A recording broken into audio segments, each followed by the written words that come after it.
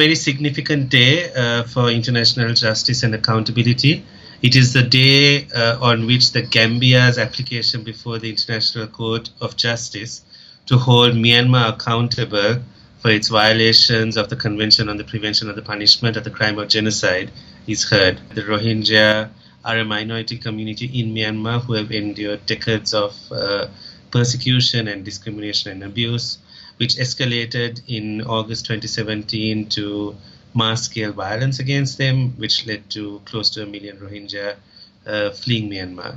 And what has happened in Myanmar, both in 2017 but also prior to 2017, has been viewed by researchers and advocates and activists as amounting to crimes against humanity and genocide. This court hearing, which is at this stage a preliminary hearing, will be heard over 3 days, and it is an important landmark in the struggle for justice and accountability for the hundreds of thousands of Rohingya who have suffered and been displaced.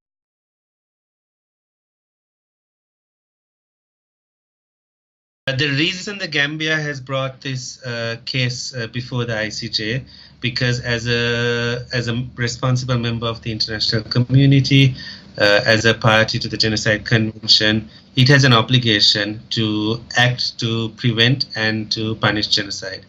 And the Gambia, also in its role as a member of the OIC, the Organization of Islamic Countries, has volunteered and brought it upon itself to bring this case before the ICJ. Every day of inaction means that more people are being killed, more women are being ravaged, and more children are being burnt alive. For what crime? Only because they were born different.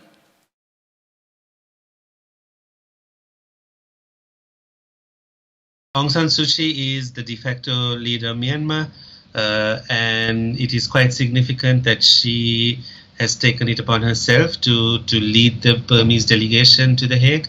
It is quite common for high-ranking government officials to lead delegations representing their countries before the ICJ, but certainly given the additional fact that Aung San Suu Kyi is also a Nobel laureate, I think heightens the significance of this case.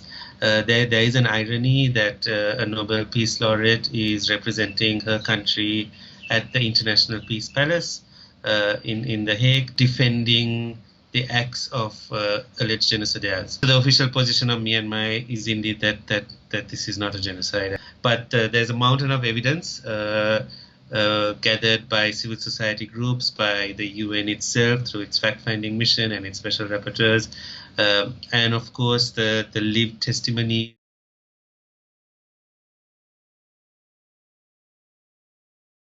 An immediate impact is that this has ensured that the Rohingya issue has come back to the world's attention. It's an important moment behind which we can galvanize our collaboration and our action to ensure that we will be committed to not allowing this type of crimes against humanity and atrocities to happen again.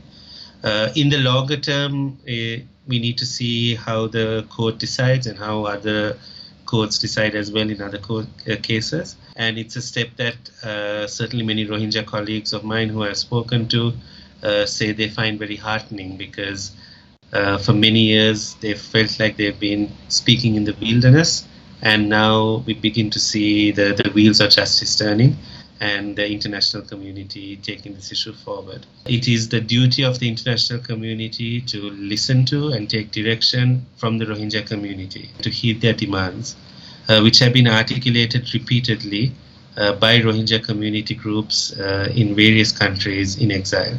The demand for their equal citizenship rights to be restored, the demand for accountability and access to justice, the demand for being able to return to their own country to live in dignity as equal people. It is certainly our hope at the Institute on Statelessness and Inclusion that this is the first of a series of such steps and procedures which so my call to all actors, be they states or UN agencies or civil society groups, is to take a step back, and it is time that we first and foremost listen to and heard victims and made that the starting point of any intervention and action we take.